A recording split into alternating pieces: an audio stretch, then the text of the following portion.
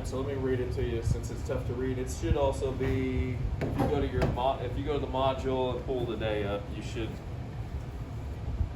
be able to access this thing.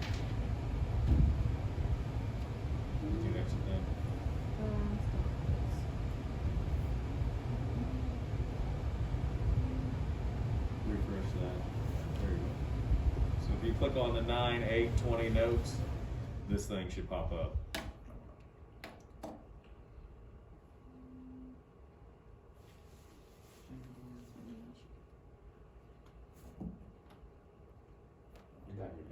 And then anything I write on this will be saved to this, and you can always go back to it, which is pretty cool. Yeah. Yeah. Alright, so we'll go ahead and get started.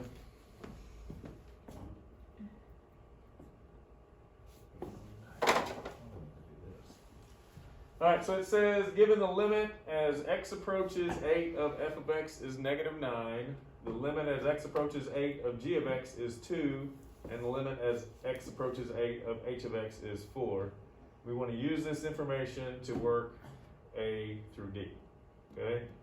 So if you watch the video, you should have a pretty good idea of what's going on. If not, you should be able to pick it up pretty easy. Okay? So first one is the limit as x approaches 8 of 2 times f of x minus 12 times h of x. So what do you think we need to do to evaluate that limit? What'd you say? Plug in.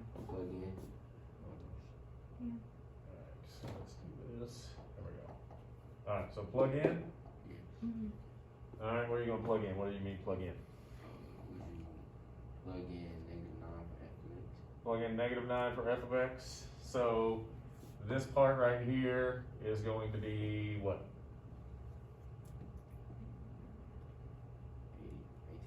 18. Yeah, negative 18 is what that's going to be. Okay, and then this part right here is going to be what? 48. 48. So I have minus 48. So that's going to give me negative 66. It worked. That's easy. What worked? What'd you do? Your slides? Yeah. Good. It's not. All right, the next one, limit as x approaches 8 of 3 times h of x minus 6. So what do you think is going to happen there?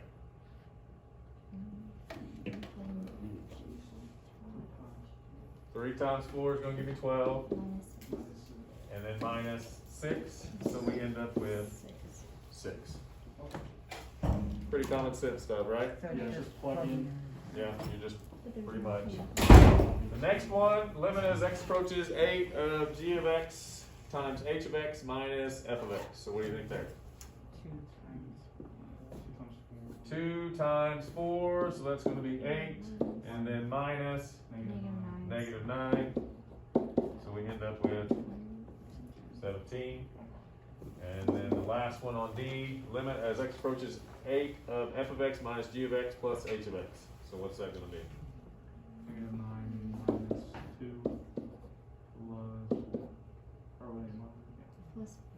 Plus 4. So we end up with negative 7. Question on that one? Nope. Good. Let's go to the next one. Alright, similar stuff here. Actually, let me go ahead and follow it up. If it'll let me.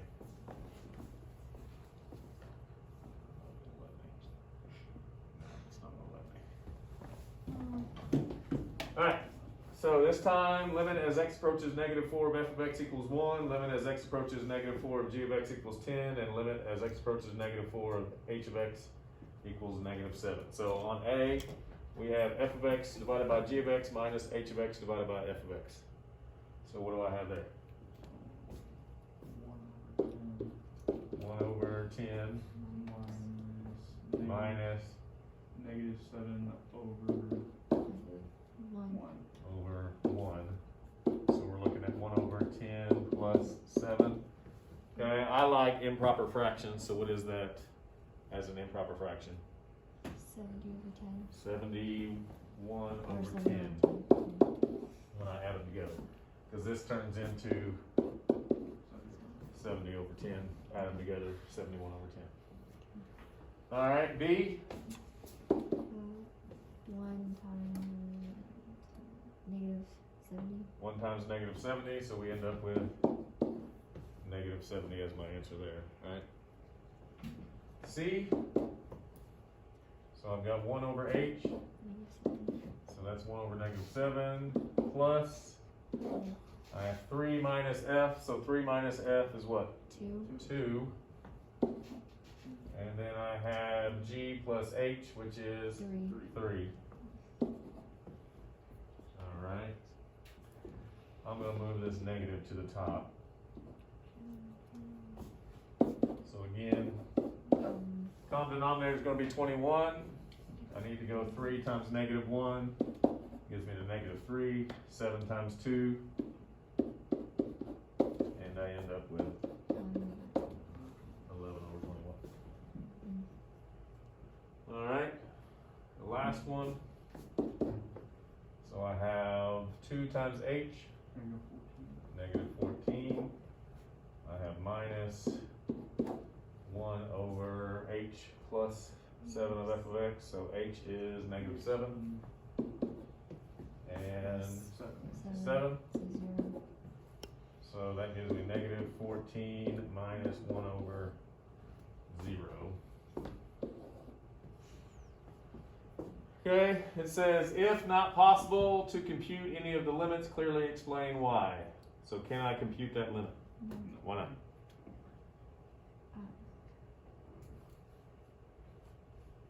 What can I not do in there?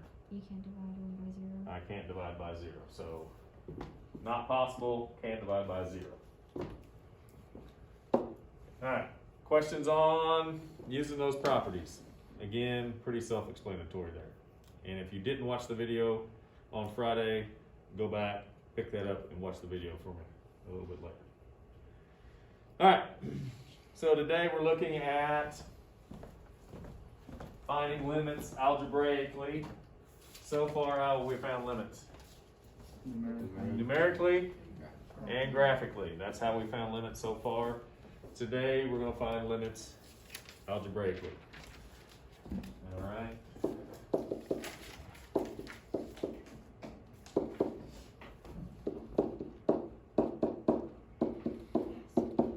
So I have the limit as x approaches negative 3 of x squared plus 3x, and I want to find this limit algebraically. Okay, so Elizabeth, you watched it. Anybody else? Either of you three watched the video on Friday? All right. So what did we learn on Friday about finding limits algebraically? But you mean other than like plugging, like the first rule is to plug it in. All right. Number 1 rule in finding a limit is plug in. Now, did you guys get the? Was the flow chart up when you guys looked on Friday? Yeah. Yes. Okay. So let's pull that back up.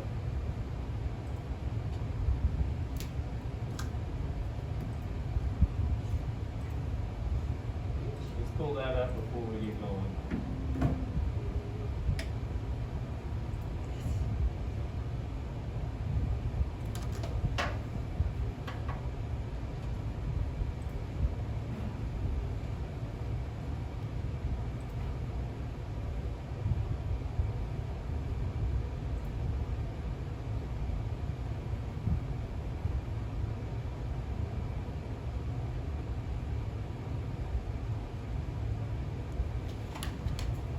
Alright, so here's our flow chart.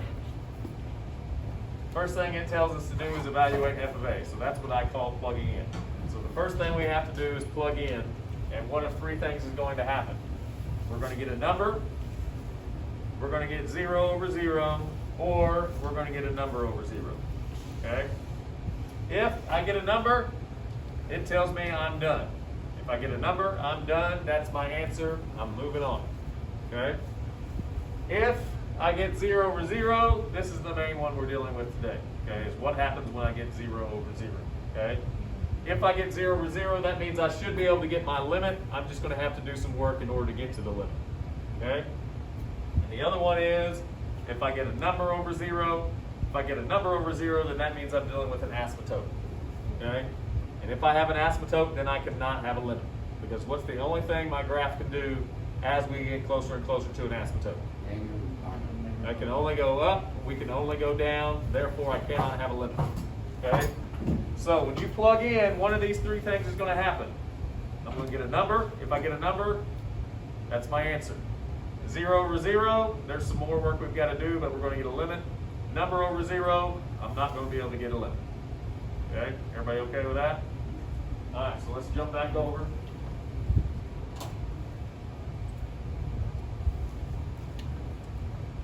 So, the first thing I want to do to this is what?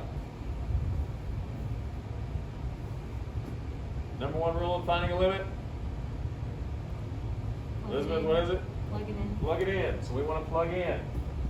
So negative 3 squared plus 3 times negative 3. So that is 9 minus 9, which gives me 0.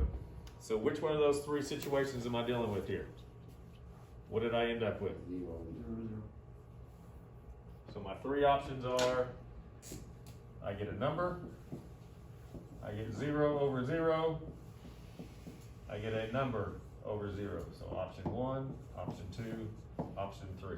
So which one of those three did I end up with? It's not hard. Which one did I get? I got option number 1. Because what is 0?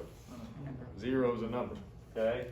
I have no fraction, so I can't get this and I can't get this. There is no fraction in this problem, so therefore I automatically know I'm going to get a number and I'm going to get an answer.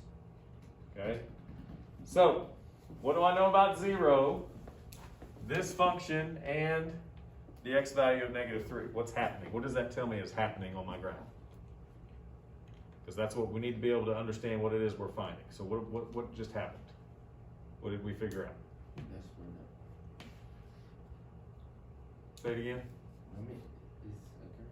That's my limit, okay? But I need you to express, what does it mean to have a limit? What's happening if I have a limit? You got to be able to verbalize it. KD, you got to verbalize it. Somebody verbalize what's happening here. If I were to graph this, what do I know is happening?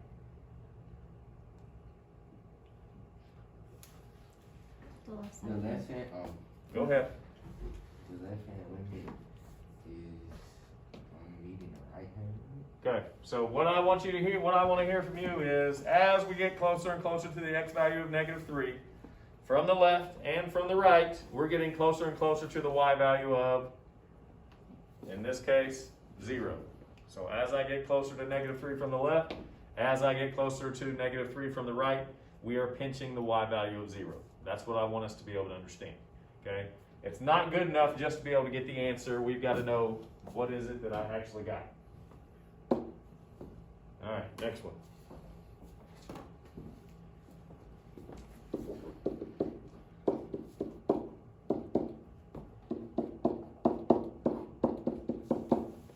Limit as x approaches negative 1, x squared minus 1 over x plus 1.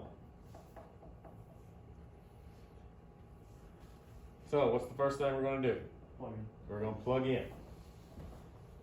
So if I plug in negative 1, that's negative 1 squared minus 1, and that's negative 1 minus 1.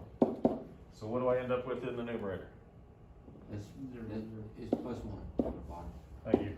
So I get a 0 in the numerator, and I get a 0 in the denominator. So, as is pretty obvious, we get number 2. Okay? Now, there's a name for this. I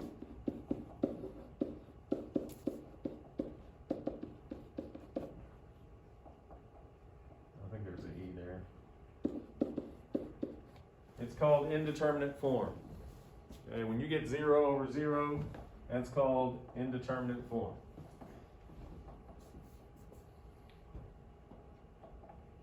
All right, so what happens if we get 0 over 0? What did we just say a while ago? Still got I got more work to do. Okay. So, what that means is I've got to come back to this point and I've got to do some work before I plug in again. Okay? one of the first things we want to try is to see if we can factor stuff. Okay, do you guys see anything we can factor in there? Oh, x minus x plus 2, 1. Say it again. X plus 1. What do you mean x plus 1? You should be looking at this right here, and you should be able to factor that. How does x squared minus 1 factor? X plus 1, X minus 1. X plus 1, x minus 1.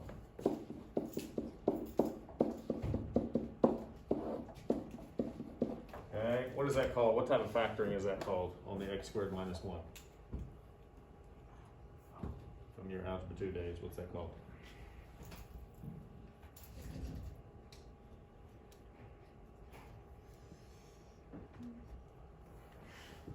Okay, what's another word for subtraction? Starts with a D. Decrease? No? No. Difference. Difference of squares. Difference of two squares is what that's called. So difference of two squares. So I factored that into this. Now, once I get it factored, what do I notice I can do? I can get rid of the x plus 1. Okay? And then once you cancel, then what do you think we're going to do again after we cancel? We're going to plug in again. So I plug in again. I get negative 1 minus 1, which gives me negative 2. So tell me, okay, what do we know about negative 2? It's a number. It's a number. Give me more specific about that. We got to be able to explain what it means. As we get closer, as we get closer to negative 1, From from the left and and right, it pinches on negative 2. it pinches on the y value of negative 2. Very good, KD. So this function right here, if I were to graph it, okay, as I get closer to negative 1 from the left, as I get closer to negative 1 from the right, I am pinching the y value of negative 2. Okay? Question on that one? Okay, so one of our first options is if I get 0 over 0, what's my option on more work that I can do? What do we do here? What? Factor. Factor. What did we eventually do? Reduce. We canceled, and then what did we do after we canceled? So We plugged it back in. All right. Next.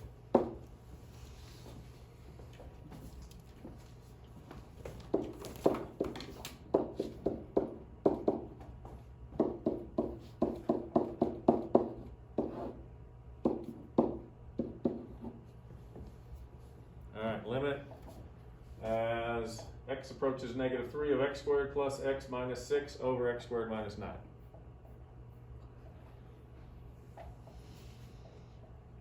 All right, what's the first thing we're going to do? Plug in. We're going to plug in.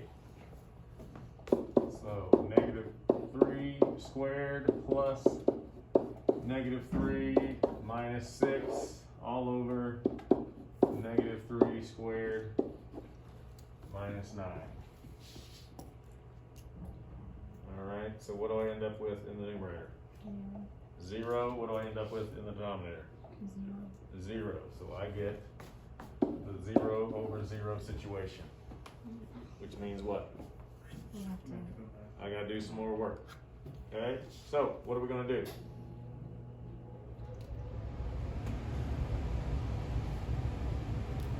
We need to simplify the top and bottom. Yeah, we want to try to factor the top and the bottom. Okay, so we want to try to factor the top and the bottom. How's the top factor?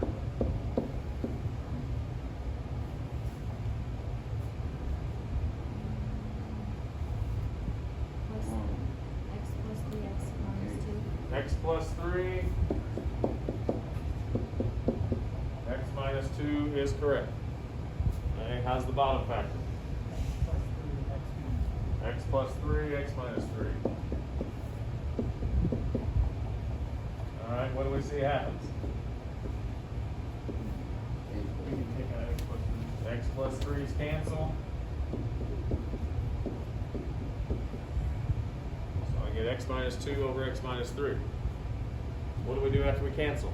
We plug back in. So I get negative 3 minus 2 over negative 3 minus 3. So I get negative 5 over negative 6, which is a positive 5/6. Now, somebody besides KD, tell me what's going on. What did we just figure out? As we approach -3 from the right and the left, it pinches 5/6. Very good. So as we approach the x value of -3 from the left, as we approach -3 from the right, my graph is pinching the y value of 5/6. Very good. Next one.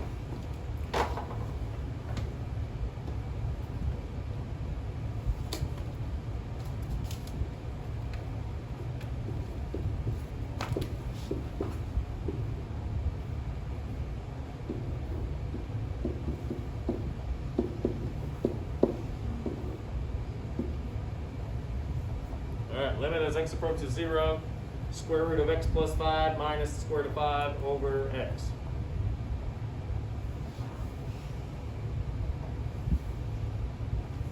Alright, first thing we're going to do, plug in. So I plug in 0, square root 5 minus square root 5 all over 0. So I get 0 over 0. What's that form called? Indeterminate form. All right.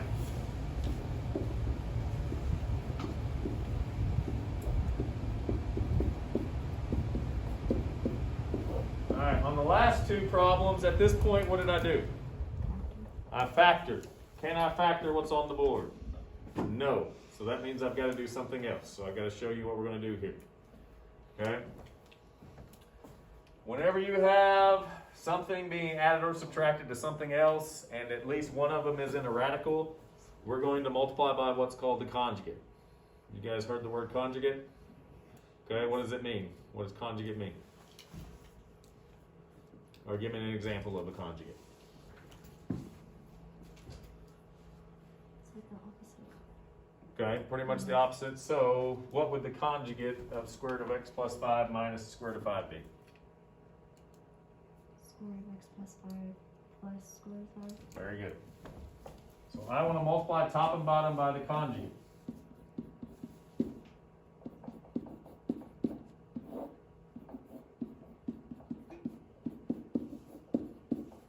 Okay, so we multiply top and bottom by the conjugate.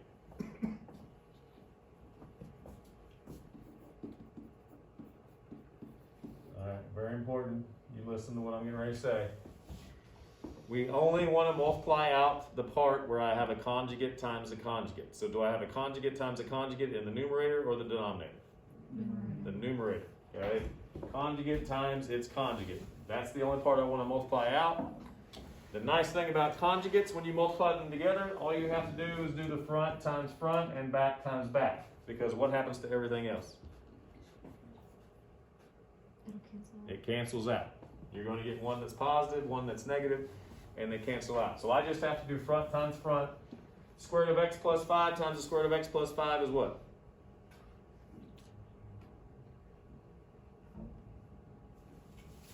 Square root of x plus 5 times the square root of x plus 5 is? X squared plus. No, you're thinking too hard. Okay. Okay. What's the square root of 2 times the square root of 2? 2. 2. So what's the square root of x plus 5 times the square root of x plus 5? X plus 5. X plus 5. Okay, and what's the square root of 5 times the square root of 5? 5. Now, you do not multiply what is not conjugate. You only multiply the conjugate times the conjugate. In the bottom, I do not have a conjugate times a conjugate, so I just leave them separate. I do not multiply them through.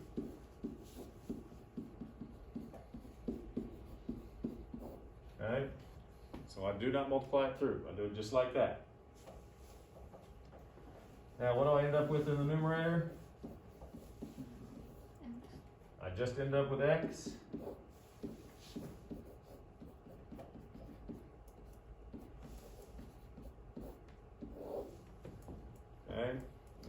we see we can do? Not yet, because what have I not done yet? Exactly. I have not canceled. I've got to be able to cancel something before I plug in. Is there anything I can cancel? I can cancel the X out.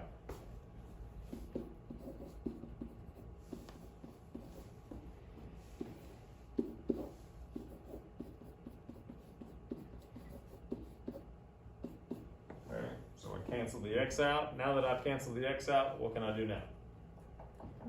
I plug in. So I get 1 on the top, I get square root 5 plus the square root 5 on the bottom. What's the square root of 5 plus the square root of 5?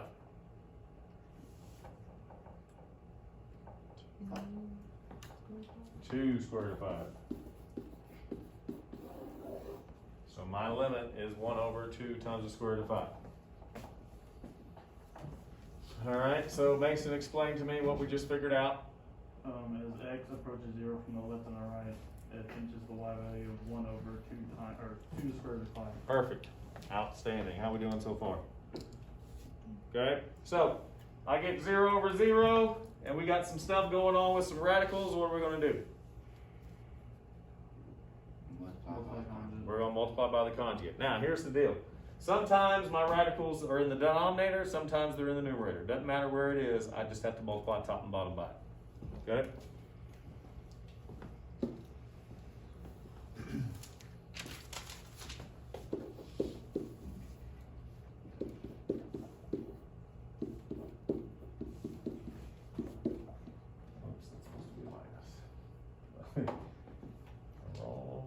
Right underneath the pen on the bottom.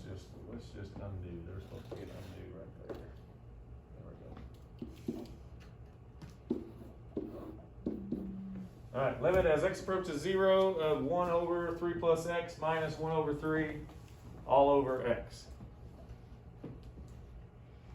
Limit as x approaches 0, 1 over 3 plus x minus 1 over 3 all over x. First thing we should try to do, plug in. So I plug in 0 here, which gives me 1/3 minus 1/3 in the numerator. I plug in 0 in the denominator, gives me 0 in the denominator. So we're dealing with 0 over 0. What's the name of that form? Indeterminate. So that's indeterminate form. Okay, so our two strategies when we've run into indeterminate form so far are factor and cancel, multiply by the conjugate, and eventually cancel. Okay, now we're getting number 3. Okay, whenever I have I call this a fraction inside of a fraction. Whenever I have a fraction inside of a fraction, this is what we want to do with it. Okay, I like to pull out my denominator and put it right there. Okay, so I took the x from the bottom and then moved it to the front, made it 1 over x. Okay, everything else that's left is that right there. So I took the x out, made it 1 over x, and then I'm just left with my numerator.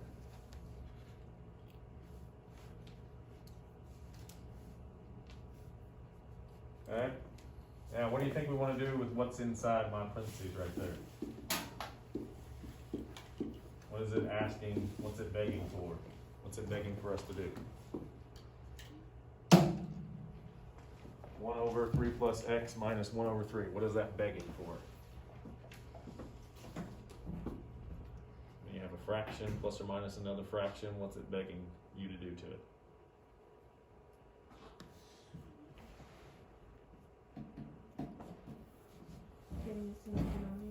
Get a common denominator. Very good. So what's my common denominator between those two?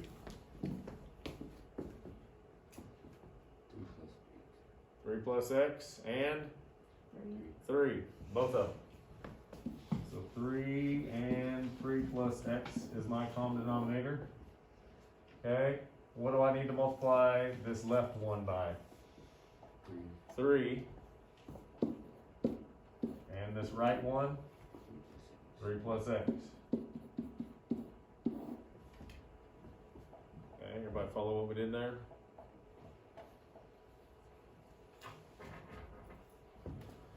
So if I distribute that negative and clean things up, gonna end up with negative x over 3 times 3 plus x. Everybody see how I clean that up? Distribute that negative. If I distribute this negative, that becomes a negative 3. My 3's cancel. Distribute the negative, that becomes a negative x. Alright. Now what do you see we can do?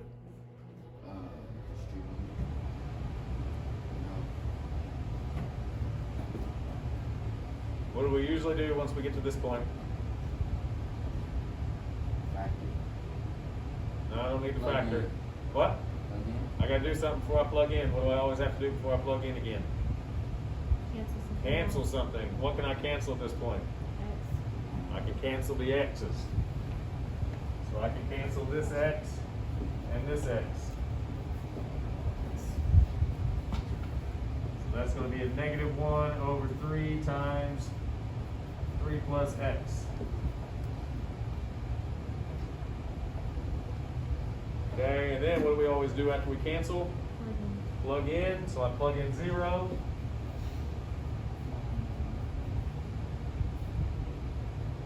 And we end up with negative 1/9. So Elizabeth, what does negative 1/9 represent?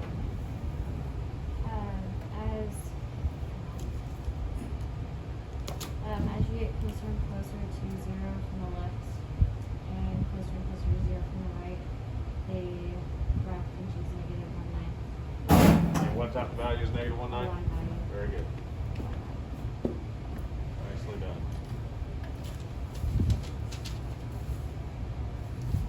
Alright, so there are your 3 approaches when you get to 0 over 0. Approach number 1, factor and cancel. Approach number 2, multiply by the conjugate. Approach number 3, we kind of pull out the denominator and then do what with the fractions that are left? Common denominator and then cancel something, okay? All right, how do you know when to use a conjugate? What's going to be obvious? What has to be present in order to use a conjugate? A radical. So if I see a radical in my problem, got to use a conjugate. Okay? And what was obvious about the last problem we did? I had a fraction and a fraction. Okay? My first 2 problems didn't have a conjugate, didn't have a fraction and a fraction. What did we do to handle it? We factored and canceled. Okay? So that's how you tell what you need to do. Okay? So if there's no fraction and a fraction, if there's no radical, what do we need to do? What'd you just say? Factor and cancel. Okay? If I have a fraction and a fraction, pull out the bottom, common denominator, cancel something. And if I have a radical, what are we going to do there? Multiply by the conjugate. Good. All right. Let's talk about special trig limits, and then we're done.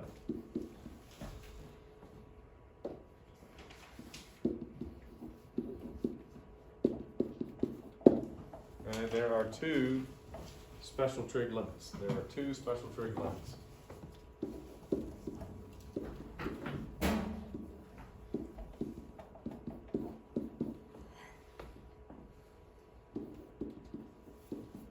And these first 2 are the same, they're just written different, but they both equal the same thing. So we're going to group these 2 together.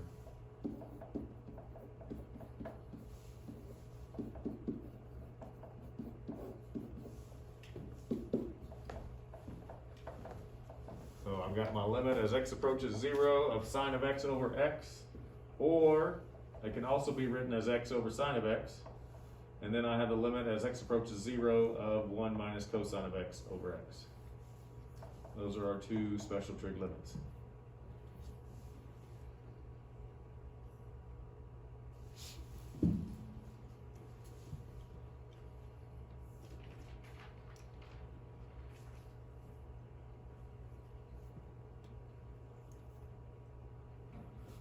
All right, so what do we notice? What are we approaching on all 3 of these? We're approaching 0. So the special trig limits only work if you're approaching 0. Okay, so make sure you keep that in mind. Special trig limits only work if you're approaching 0. Okay, these first two both equal 1. So anytime I see the limit as x approaches 0 of sine of x over x, or x over sine of x, my limit's going to be 1. And on the second one, limit as x approaches 0 of 1 minus cosine x over x, that one's always going to equal 0.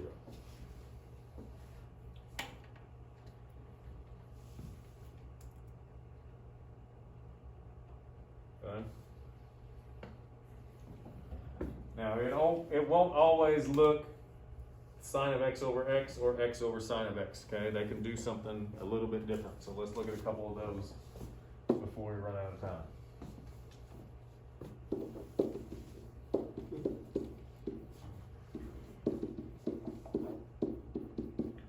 Okay, here I have the limit as x approaches 0 of sine of x over 5x.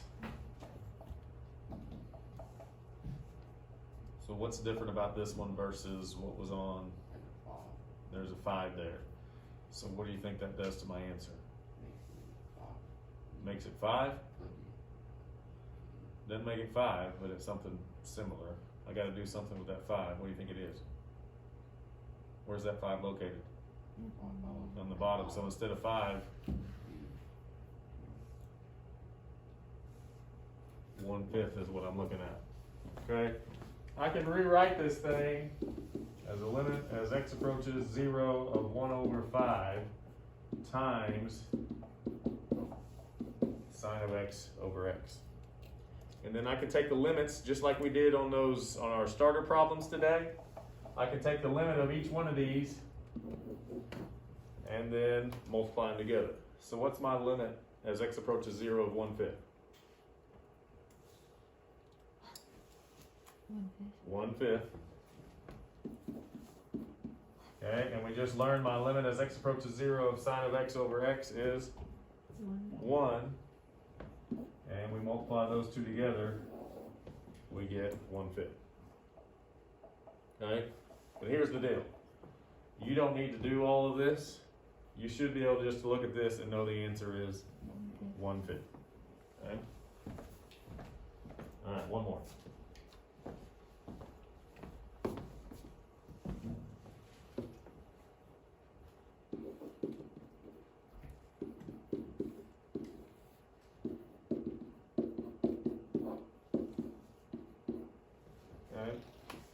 On this one, I have the limit as x approaches 0 of sine of 4x over x. What do you think the limit is of this one? 4 is my limit. Okay. Pretty simple. Questions on that?